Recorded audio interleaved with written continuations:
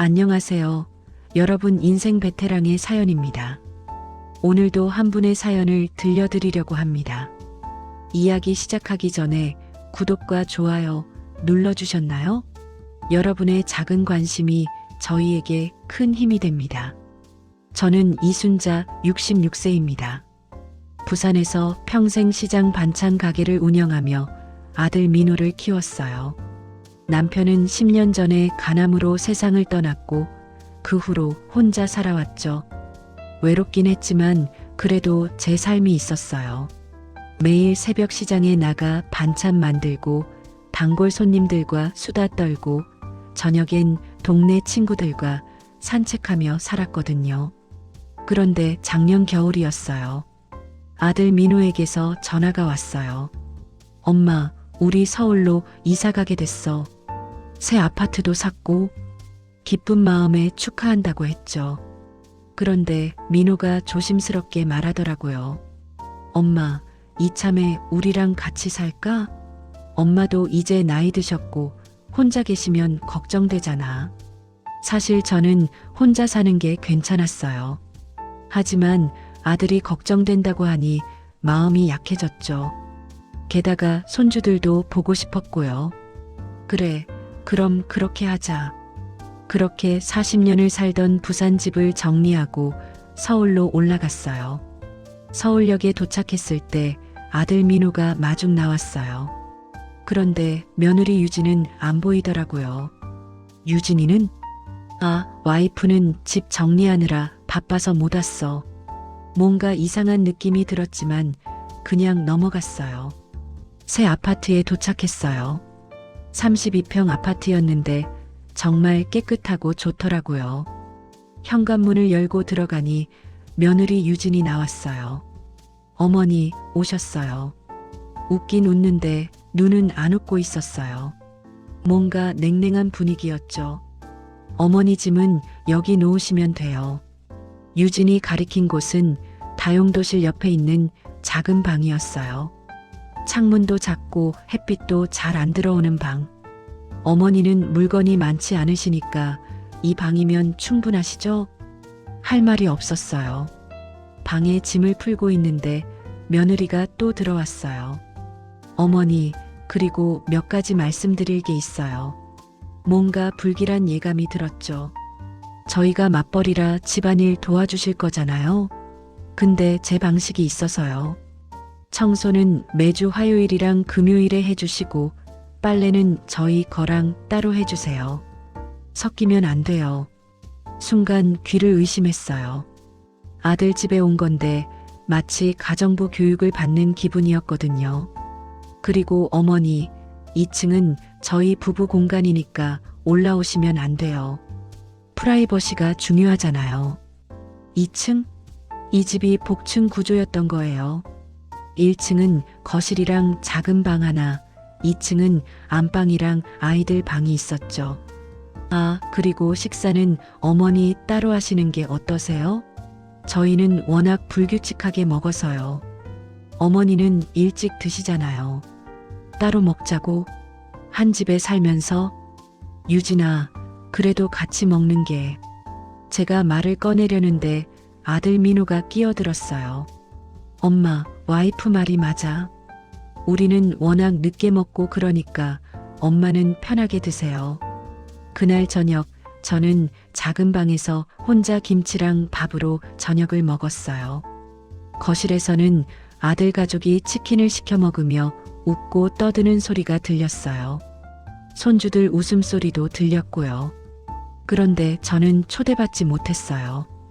그날 밤 좁은 방에 누워서 생각했어요. 내가 뭐하러 여기 왔지? 40년 살던 집을 정리하고 친구들 다 두고 왔는데 천장을 바라보며 눈물이 났어요. 이게 아들이 말하던 같이 사는 것이었나 싶었거든요. 다음 날 아침 새벽 5시에 눈이 떠졌어요. 평생 그 시간에 일어났으니 습관이 된 거죠. 조용히 부엌에 가서 아침 준비를 했어요. 밥 짓고 국 끓이고 반찬 꺼내놓고. 그런데 7시가 되어도 아무도 안 나오더라고요. 8시쯤 되니까 며느리 유진이 부스스한 얼굴로 나왔어요. 제가 차려놓은 밥상을 보더니 어머니, 저희는 아침 안 먹어요. 애들은 학교 가서 먹고 저희는 회사에서 먹어요. 그러면서 냉장고에서 우유만 꺼내 마시고 나가버렸어요. 정성껏 차려놓은 밥상을 혼자 치우면서 생각했어요. 아, 내가 여기서 환영받지 못하는구나. 그게 서울 온 첫날 깨달은 진실이었어요. 이건 시작에 불과했어요. 진짜 지옥은 그 다음부터였거든요. 서울에서의 생활이 한 달쯤 지났을 무렵이었어요. 저는 매일 새벽 5시에 일어나 집안 청소를 했어요. 며느리 유진이 시킨 대로 화요일과 금요일에는 특히 더 꼼꼼하게 했죠. 걸레질하고 화장실 닦고 빨래하고. 그런데 유진은 제가 한 청소를 확인하고 나서 늘 한마디씩 했어요. 어머니, 여기 먼지 남았어요. 어머니, 화장실 거울에 물때 있어요. 어머니, 빨래 이렇게 하시면 안 되는데. 마치 검사관처럼 제 일을 평가하더라고요. 처음엔 제가 서툴러서 그런가 싶어서 더 열심히 했어요. 하지만 아무리 해도 만족하지 않았어요. 어느 날 손주 지민이가 학교에서 돌아왔어요. 할머니, 반갑게 안아주려는데 지민이가 코를 막으며 뒤로 물러나더라고요. 할머니 냄새나. 그 순간 가슴이 철렁했어요. 옆에 있던 며느리 유진은 지민이를 말리지 않고 오히려 웃으며 그러니까 할머니한테 너무 가까이 가지 마 라고 했어요. 저는 매일 씻고 깨끗하게 지냈는데 냄새가 난다니. 그게 노인 냄새를 말하는 거였어요. 손주한테 그런 말을 들으니 정말 자존심이 무너지는 기분이었죠. 그날 밤 방에서 혼자 울었어요. 내가 이 집에서 얼마나 천대받고 있는지 확실히 깨달았거든요. 며칠 후 명절이 다가왔어요. 추석이었는데 아들 민호가 말했어요. 엄마, 이번 추석에는 와이프 쪽 친척들이 오기로 했어. 좋다고 했죠. 같이 준비하겠다고. 그런데 추석 당일 아침 유진이 제 방으로 왔어요. 어머니, 오늘 손님들 오시는데 어머니는 방에서 좀 쉬세요. 내가 도와줄게. 음식 준비도 하고. 아니에요, 어머니. 저희끼리 할게요. 어머니 나오시면 손님들이 불편해하실 수도 있어요. 불편하다니? 제가 왜 불편한 존재가 되어야 하죠? 하지만 며느리 눈빛이 너무 차갑더라고요. 할 수 없이 방에 들어가 있었어요. 온종일 방에서 나가지 못했어요. 거실에서는 사람들 웃고 떠드는 소리, 맛있는 음식 냄새가 났어요. 저는 혼자 방에서 컵라면으로 끼니를 때웠죠. 명절날 자식 집에서 컵라면을 먹다니. 어머니, 아버지 산소에도 못 가고. 저녁 무렵 손님들이 다 돌아간 후에야 나올 수 있었어요. 거실은 엉망이었지만 제가 치우려고 하니 유진이 어머니는 쉬세요. 내일 제가 할게요. 라고 했어요. 도와주려고 해도 필요 없다는 투였죠. 그날 밤 화장실 가려고 방문을 살짝 열었어요. 그런데 거실에서 며느리가 전화 통화하는 소리가 들렸어요. 언니, 진짜 오늘 힘들었어. 시어머니 있으면 뭔가 집안 분위기가 무거워지잖아. 그래서 방에 계시라고 했지. 심장이 쿵 내려앉았어요. 계속 듣고 있었어요. 맞아, 시어머니만 없으면 완벽한 집인데. 요즘 스트레스 진짜 장난 아니야. 매일 눈치 보여서. 제가 스트레스라니. 매일 집안일 도와주고 빨래하고 청소하는데 제가 스트레스라고요? 며느리가 또 말했어요. 솔직히 요양원 보내고 싶은데 남편이 아직은 아니래. 근데 나 진짜 못 참겠어. 친구들도 마음대로 못 부르고 우리끼리 여행도 못 가고. 요양원. 그 단어가 머릿속에서 맴돌았어요. 다음 날 거실 소파에 앉아 있었어요.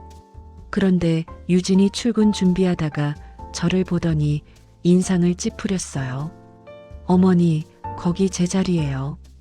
어머니는 저쪽 구석 자리에 앉으세요. 소파에도 제 자리가 정해져 있었던 거예요. 그것도 등받이가 불편한 구석 자리. 손주 지민이 친구를 집에 데려온 날이었어요. 친구가 할머니 계세요? 라고 물었는데 지민이가 응, 근데 할머니 방 지저분해서 가지마. 라고 했어요.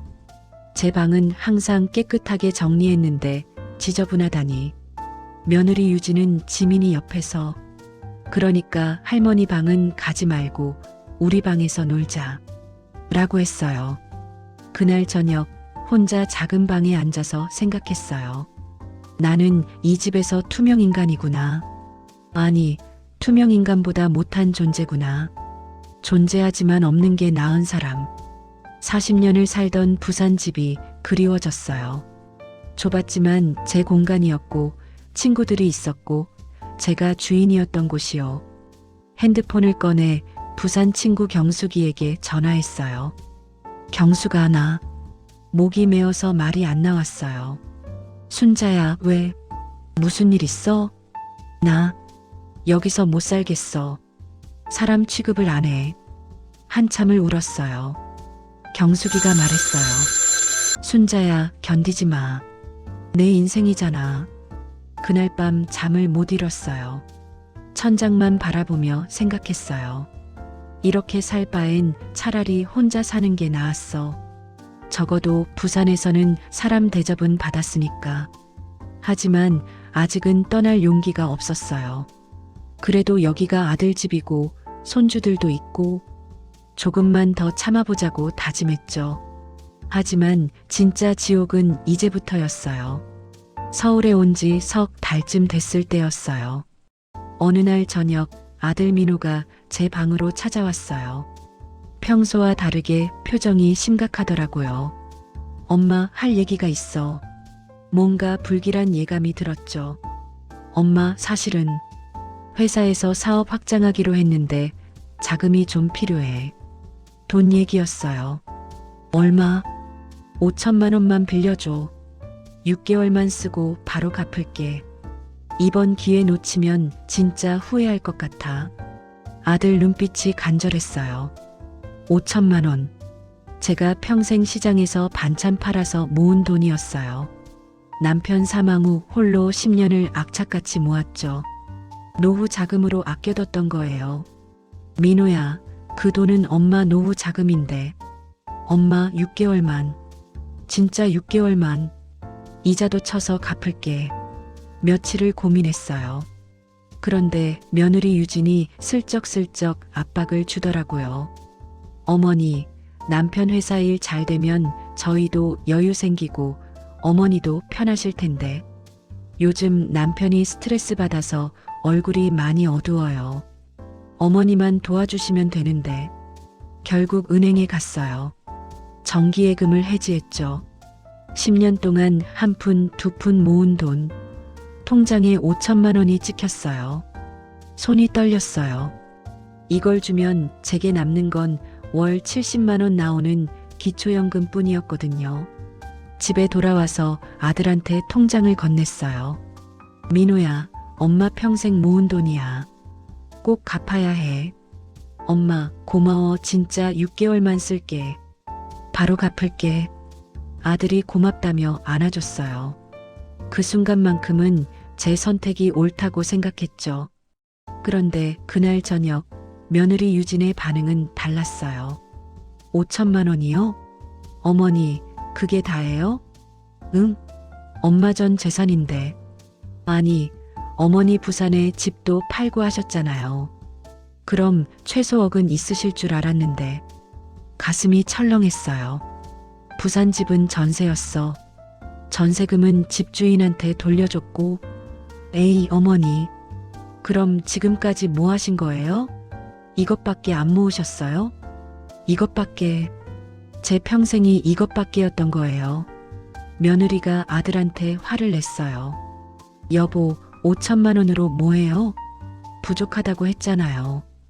그래도 있는 거 받는 거지 뭐. 두 사람이 제 앞에서 대놓고 실망한 표정을 지었어요. 마치 제가 쓸모없는 물건이 된 기분이었죠.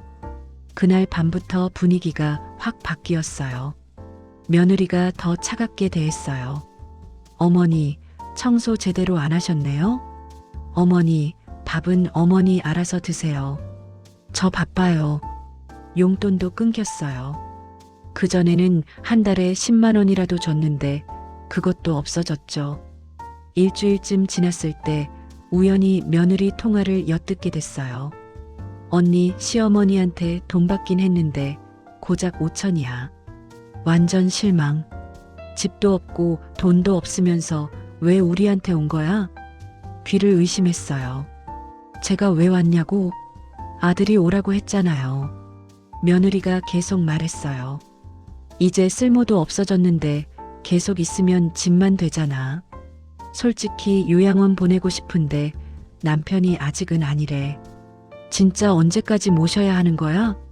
쓸모없다. 짐이다. 그 말들이 가슴에 비수처럼 꽂혔어요. 다음날 아들한테 물었어요. 민호야, 엄마 돈 언제쯤 갚을 수 있어? 엄마, 그게 생각보다 일이 잘 안 풀려서 조금만 더 기다려줘. 6개월이라고 했잖아. 엄마, 어차피 엄마 쓸 데도 없잖아. 우리가 다 해주는데. 화가 났어요. 민호야, 그래도 약속은 지켜야지. 엄마, 왜 이러세요? 우리 가족인데 그렇게 계산적으로 하면 어떡해요? 가족. 그 말이 비웃음처럼 들렸어요. 가족이면 돈 안 갚아도 된다는 건가요? 며칠 후 며느리가 또 한마디 했어요.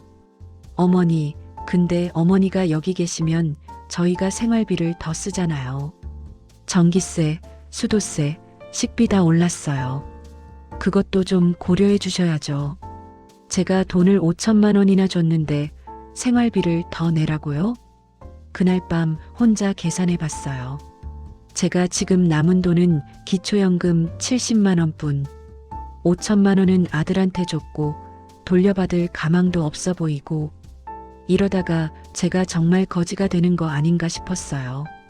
부산 친구 경숙이한테 전화했어요. 경숙아, 나 5천만 원 다 줘버렸어. 뭐? 순자야, 미쳤어? 그게 내 전부였잖아. 아들이 갚는다고 해서. 순자야, 정신 차려. 차용증이라도 받았어? 차용증? 생각도 못했어요. 아들인데 무슨 차용증이 필요하겠어요. 경숙이가 한숨을 쉬며 말했어요. 순자야, 너 당했어. 그 돈 못 받아. 빨리 나와. 하지만 저는 아직도 아들을 믿고 싶었어요. 제 아들이 엄마를 속일 리 없다고. 그런데 그게 제 착각이었다는 걸 곧 알게 됐죠. 더 큰 배신이 기다리고 있었거든요. 돈을 준 지 2달쯤 지났을 때였어요. 어느 날 새벽 갑자기 가슴이 답답하고 숨이 안 쉬어지더라고요. 식은땀이 나고 어지러웠어요. 평소 고혈압이 있었는데 그날따라 증상이 심했죠. 방문을 두드렸어요. 민호야, 민호야. 하지만 대답이 없었어요. 간신히 일어나서 계단을 올라갔어요. 2층은 올라오지 말라고 했지만 이건 응급 상황이었거든요. 민호야, 엄마 좀 이상해. 방문을 두드렸죠. 한참 후에 며느리 유진이 짜증 섞인 목소리로 어머니, 지금 몇 시인데요? 유진아, 엄마가 숨이 안 쉬어져. 병원 가야 할 것 같아. 문이 열리고 유진이 나왔어요. 잠옷 차림에 얼굴이 잔뜩 찌푸려져 있었어요. 어머니, 지금 새벽 4시예요. 저희 내일 중요한 회의 있어서 일찍 나가야 하는데. 미안해. 근데 진짜 이상해. 119 불러줄 수 있어? 에휴, 알았어요. 유진이 마지못해 119를 불렀어요. 구급차가 오는 동안 저는 거실 소파에 앉아 있었어요. 아들 민호는 나오지도 않았어요. 구급차가 도착했어요. 응급구조사가 보호자분 같이 가셔야죠. 라고 했는데 유진이 저희는 출근해야 해서요. 혼자 가실 수 있으시죠? 라고 했어요. 응급구조사가 당황한 표정으로 저를 봤어요. 저는 그냥 네, 혼자 갈게요라고 했죠. 응급실에 도착했어요. 의사 선생님이 검사하더니 고혈압 위기 상태셨어요. 자칫하면 뇌출혈이나 심근경색으로 이어질 수 있었습니다. 입원하셔야 해요. 라고 했어요. 입원. 혼자서요. 병실에 배정받고 누웠어요. 옆 침대에는 비슷한 나이대 할머니가 계셨는데 아들, 며느리, 손주들이 다 와 있었어요. 어머니, 괜찮으세요? 놀랐죠? 할머니, 물 드릴까요? 가족들이 할머니 곁을 지키며 걱정하는 모습이 눈에 들어왔어요. 저는 혼자였어요. 아들한테 문자를 보냈어요. 민호야, 엄마 입원했어. 공공병원 304호실. 1시간이 지나도 답장이 없었어요. 2시간, 3시간. 점심때가 되어서야 답장이 왔어요. 엄마, 오늘 회의 있어서 못 가. 내일 갈게. 내일. 엄마가 응급실 실려갔는데 내일 온다고요. 눈물이 났어요. 옆 침대 할머니 가족들이 치킨을 시켜 먹으며 웃고 있었어요. 어머니, 드시고 싶은 거 있으면 말씀하세요. 저는 병원 급식으로 혼자 점심을 먹었죠. 오후에 간호사가 왔어요. 할머니, 보호자분은 언제 오세요? 입원 서류 작성하고 간병인도 알아봐야 하는데. 내일 온대요. 내일요? 혼자 계시기 힘드실 텐데. 간병인 부를까요? 얼마예요? 하루 10만 원이에요. 10만 원. 제게 남은 돈이 얼마 없는데. 하루만 부를게요. 그렇게 간병인 아주머니가 왔어요. 친절하긴 했지만 어딘가 거리감이 느껴졌어요.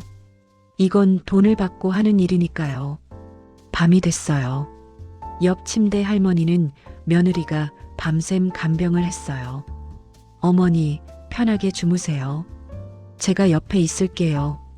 저는 간병인 아주머니와 어색하게 밤을 보냈죠. 아주머니는 의자에 앉아 졸고 저는 천장만 바라봤어요. 다음 날 오후 드디어 아들이 왔어요. 며느리 유진도 함께였어요. 엄마, 괜찮으세요? 응, 그냥 좀 나아진 것 같아. 민호가 의사 선생님한테 설명을 들었어요. 일주일 정도 입원하시고 퇴원 후에도 관리 잘하셔야 합니다. 일주일. 그 말에 며느리 유진 표정이 굳어졌어요. 복도로 나가서 아들이랑 대화하는 소리가 들렸어요. 여보, 일주일이요? 그럼 저희는 휴가 못 가는 거예요? 어쩔 수 없잖아. 엄마가 아프신데. 근데 저희 제주도 예약 다 했잖아요. 취소하면 위약금 내야 해요. 제주도 휴가. 엄마가 입원했는데 휴가 걱정이에요. 며느리가 또 말했어요. 간병인 계속 쓰면 돈도 많이 들고 어차피 어머니 혼자 계실 수 있잖아요. 그래도 환자를. 에휴, 그럼 하루만 더 쓰고 끊어요. 결국 간병인은 이틀만 있었어요. 그 후로 5일을 혼자 버텼죠. 밤에 화장실 가기도 힘들고 식사 때마다 혼자 일어나서 먹고 다른 병실에서는 가족들이 와서 이것저것 챙겨주는데 저는 정말 혼자였어요.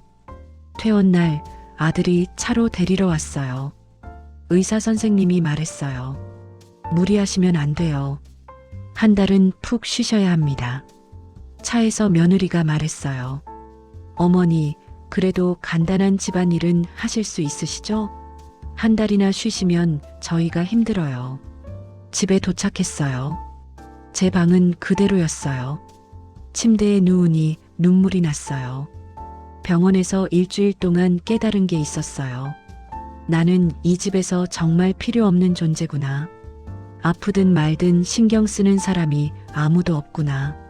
그날 밤 부산 친구 경숙이한테 전화했어요. 경숙아, 나 병원 갔다 왔어. 뭐? 순자야, 큰일 났네. 아들은? 일주일 입원했는데 하루 와봤어. 나머지는 혼자 있었어. 경숙이가 한참 침묵하더니 말했어요. 순자야, 이제 정말 나와야 해. 거기 있으면 내가 죽어. 맞아요. 거기 있으면 제가 죽을 것 같았어요. 마음이 먼저 죽고 몸도 곧 죽을 거예요. 그날 밤 결심했어요. 나가야겠다고. 하지만 어디로, 어떻게 나갈지는 아직 몰랐어요. 그런데 더 큰 충격이 남아 있었죠. 진짜 배신은 바로 다음 주에 일어났어요. 퇴원하고 일주일이 지났어요. 몸은 아직 완전히 회복되지 않았지만 며느리는 매일 집안일을 시켰어요. 어머니, 의사가 한 달 쉬래도 집에만 있으면 더 안 좋아요. 가벼운 활동은 하셔야죠. 가벼운 활동이 청소, 빨래, 설거지였어요. 어느 날 저녁 아들 민호가 심각한 얼굴로 제 방에 들어왔어요. 며느리 유진도 함께였죠. 뭔가 불길한 예감이 들었어요. 엄마, 할 얘기가 있어. 두 사람이 제 침대 앞에 섰어요.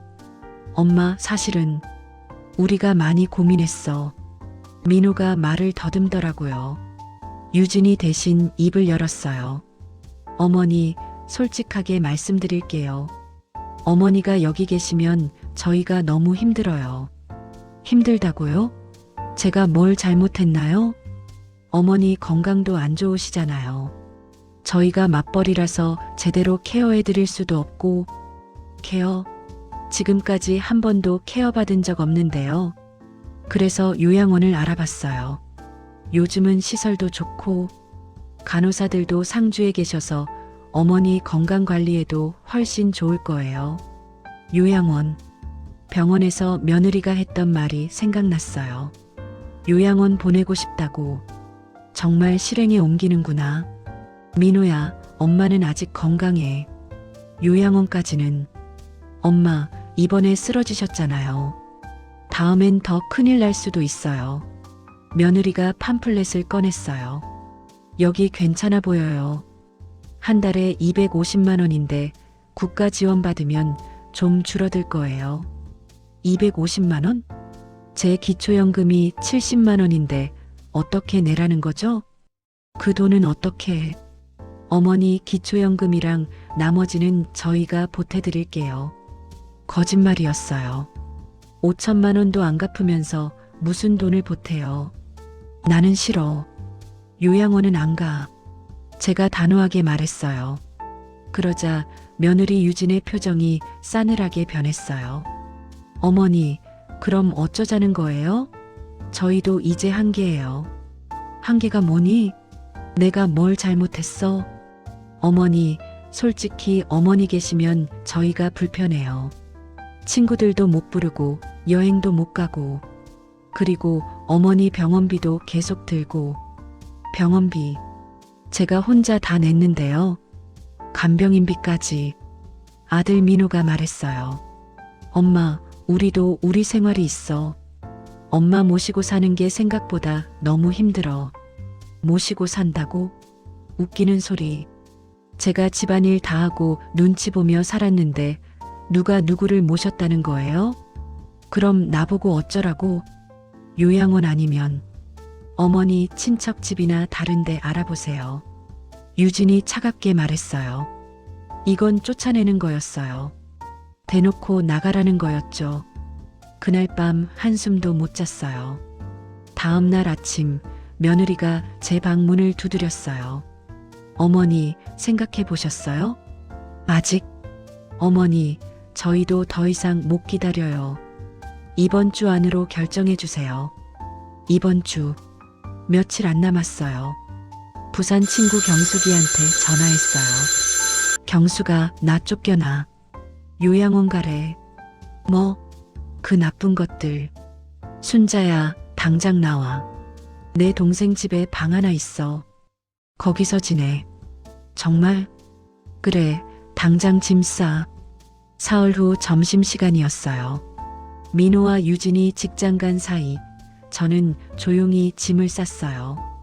많지 않았어요. 옷가지 몇 벌, 사진 몇 장. 제가 이 집에서 8개월을 살았는데 짐이 이게 다였어요. 택시를 불렀어요. 기사님이 짐을 보더니 이사 가세요? 라고 물었어요. 네, 해방됩니다. 그렇게 대답했죠. 현관문을 나서면서 마지막으로 집 안을 둘러봤어요. 8개월 동안 지옥 같았던 곳. 이제 안녕이에요. 택시가 출발했어요. 핸드폰에 문자를 남겼어요. 민호야, 엄마 나갔다. 요양원 말고 친구 집에서 지낼게. 5천만 원은 꼭 갚아라. 그게 엄마 전 재산이야. 전송 버튼을 눌렀어요. 1시간쯤 지나 전화가 왔어요. 며느리 유진이었어요. 어머니, 지금 어디세요? 집에 안 계시던데요? 나갔어. 너희가 원한 거잖아. 어머니, 갑자기 이러시면. 갑자기? 너희가 요양원 보내려고 했잖아. 내가 알아서 나간 거야. 유진이 당황한 목소리로 말했어요. 그럼 어머니 돈은요? 5천만 원은 저희가 쓰고 있는데 그 돈 갚아? 법적으로라도 받을 거야. 어머니, 설마 고소하시려는 건 아니시죠? 두고 봐. 전화를 끊었어요. 부산 친구 경숙이 동생 집에 도착했어요. 작은 원룸이었지만 따뜻했어요. 경숙이가 반겨줬어요. 순자야, 잘 왔어. 이제 숨 좀 쉬어. 그날 밤 처음으로 편하게 잠들었어요. 8개월 만에 처음으로요. 하지만 이게 끝이 아니었어요. 진짜 반격은 이제부터였죠. 부산에 온 지 일주일이 지났어요. 경숙이 동생 집 작은 방에서 지내며 비로소 숨을 쉴 수 있었어요. 매일 아침 일어나면 며느리 눈치를 보지 않아도 됐고 커피 한 잔 편하게 마실 수 있었죠. 하지만 마음 한구석이 계속 쓰라렸어요. 5천만 원. 제 평생 모은 돈. 경숙이가 말했어요. 순자야, 그 돈 포기하면 안 돼. 변호사 만나보자. 하지만 차용증도 없는데. 통장 이체 기록 있잖아. 그리고 문자 메시지, 통화 녹음 뭐든지 다 증거야. 요즘은 그런 것도 다 인정받아. 경숙이 지인 변호사를 소개해줬어요. 40대 중반의 여자 변호사였는데 제 사연을 듣더니 고개를 끄덕였어요. 할머니, 승산 있어요. 부모 자식 간이라도 돈을 빌렸으면 갚아야죠. 게다가 할머니를 요양원에 보내려고 한 건 부양 의무 불이행이에요. 정말요? 네. 요즘 이런 사건 많아요. 부모님 재산 받아놓고 나 몰라라 하는 자식들. 법적으로 대응하면 충분히 받을 수 있어요. 변호사가 필요한 서류 목록을 알려줬어요. 통장 사본, 문자 메시지 캡처, 통화 녹음, 병원 진료 기록. 집에 돌아와 모든 걸 정리했어요. 5천만 원을 송금한 날짜, 아들이 6개월만 쓰고 갚겠다고 한 문자, 며느리가 시어머니 요양원 보내자고 친구한테 보낸 카톡까지. 경숙이가 도와줘서 다 캡처했죠. 일주일 후 변호사가 연락 왔어요. 내용 증명을 발송했어요. 2주 안에 5천만 원 반환하라는 내용이에요. 응하지 않으면 소송 들어갈 거예요. 가슴이 두근거렸어요. 드디어 시작이구나. 사흘 후 아들한테서 전화가 왔어요. 엄마, 무슨 내용 증명이에요? 변호사까지 쓰시면서 이러시는 거예요? 민호야, 6개월 안에 갚는다며? 벌써 5개월 지났어. 엄마, 지금 회사 사정이 안 좋아서.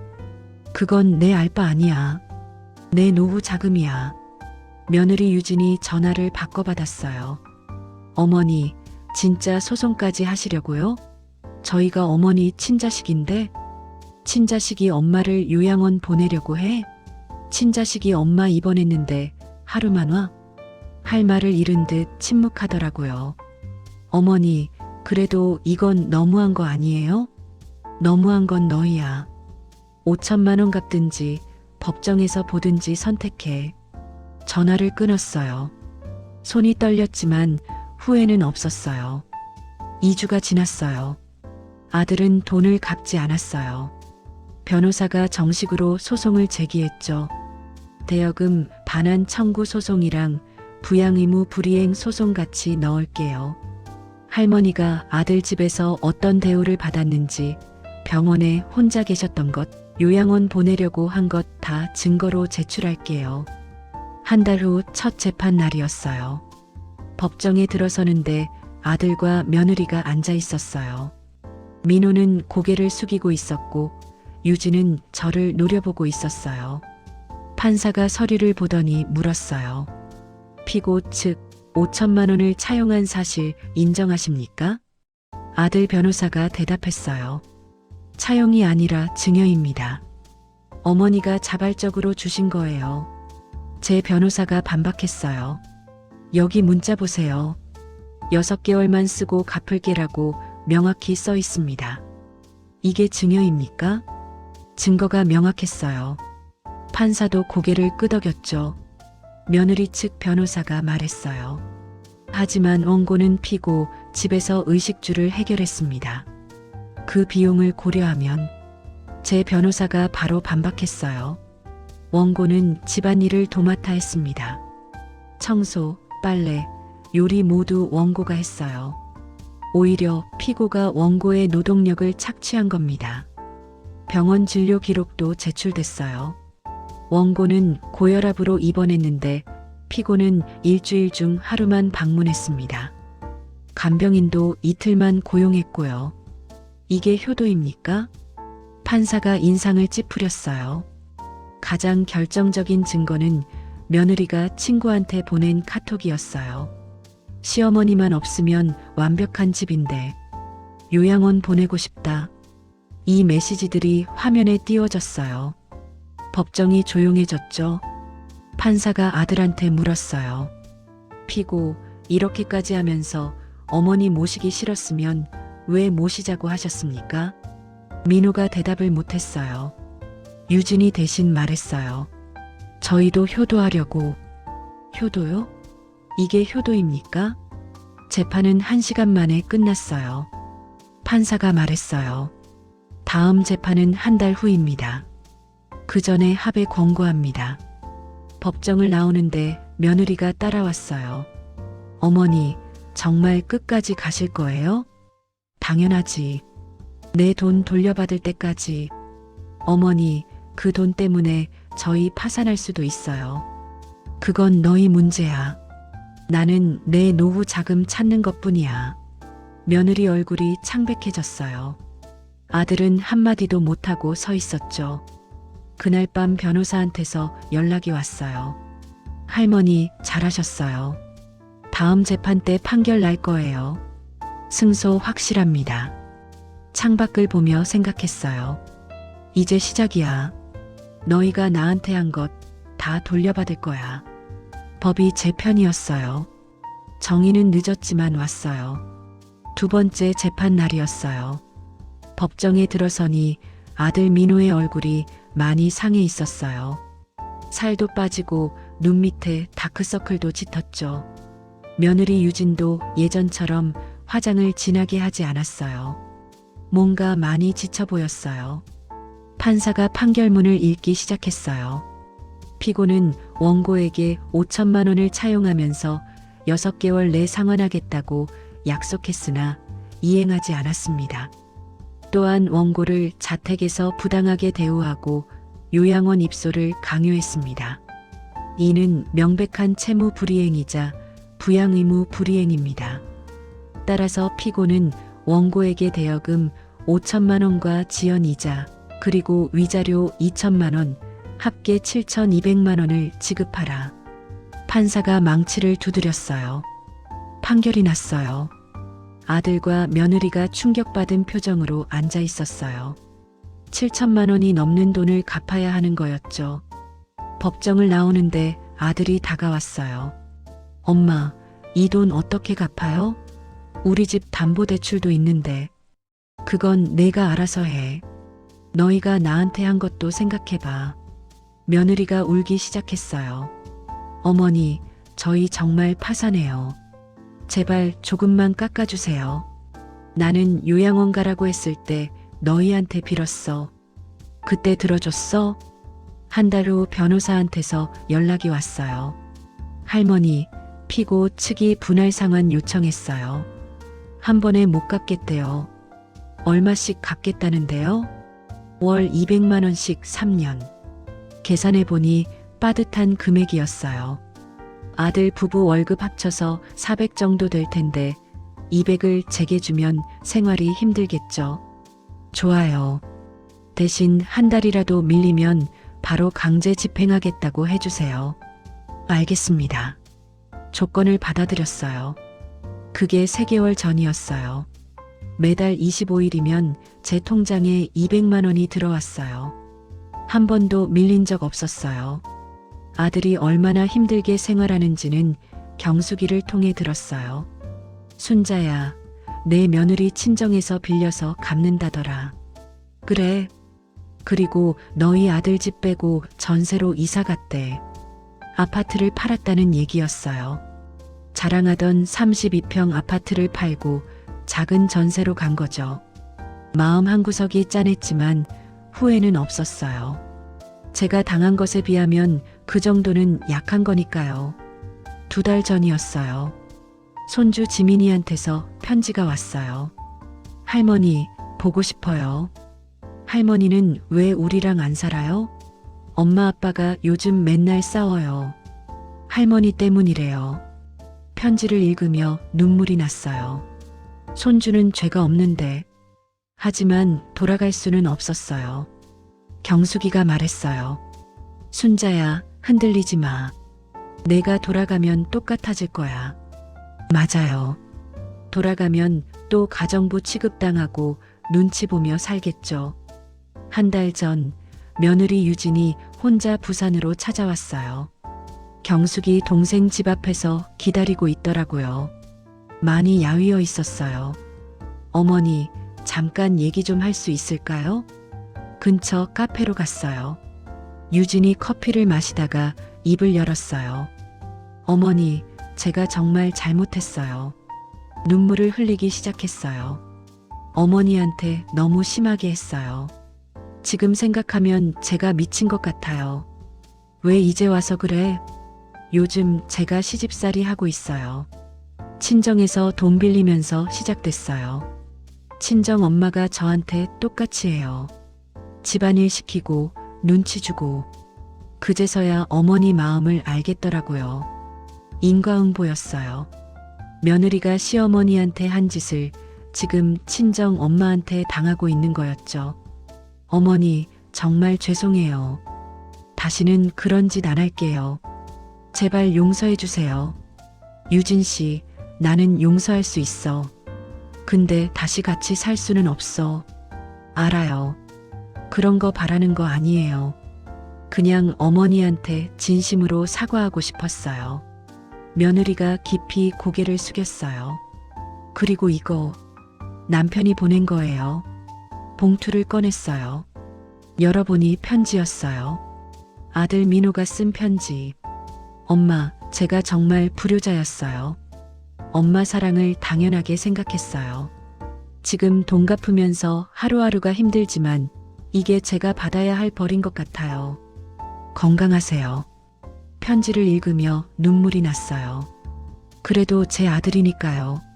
하지만 용서와 다시 사는 건 별개였어요. 유진 씨, 편지 고마워요. 근데 나는 이제 내 삶을 살 거예요. 일주일 전 아들한테서 전화가 왔어요. 엄마, 나 몸이 안 좋대. 폐에 그림자가 있다고. 폐암 의심. 가슴이 철렁했어요. 병원은 갔니? 응. 다음 주에 정밀 검사해. 그래, 결과 나오면 알려줘. 엄마, 나 좀 와줄 수 있어? 병원 갈 때 연락해. 같이 가줄게. 근데 간병은 유진이가 하든지 간병인을 쓰든지 해. 알았어, 엄마. 전화를 끊고 경숙이한테 말했어요. 경숙아, 나 아들 병원 같이 가줄 거야. 순자야, 흔들리는 거 아니지? 아니, 엄마로서 최소한만 할 거야. 그 이상은 안 해. 지금 저는 경숙이랑 작은 반찬 가게를 시작했어요. 매달 들어오는 200만 원의 기초연금, 그리고 가게 수입으로 편하게 살고 있어요. 손주 지민이는 한 달에 한 번 만나요. 아이스크림 사주고 영화 보고. 할머니 역할은 하되 무리하지 않아요. 아들은 가끔 안부 전화만 해요. 예전처럼 의존하지 않아요. 어제 바닷가를 걸으며 생각했어요. 내가 서울 갔을 때 잃어버렸던 제 이름을 되찾았구나. 누구의 엄마, 누구의 할머니가 아니라 이순자로 사는 거. 66년을 살며 처음으로 찾은 자유였어요. 인생 베테랑 이사연 구독자 여러분, 가족이라는 이름으로 희생을 강요받지 마세요. 여러분도 행복할 권리가 있어요. 구독과 좋아요로 더 많은 분들께 용기를 전해주세요. 다음 사연에서 또 만나요.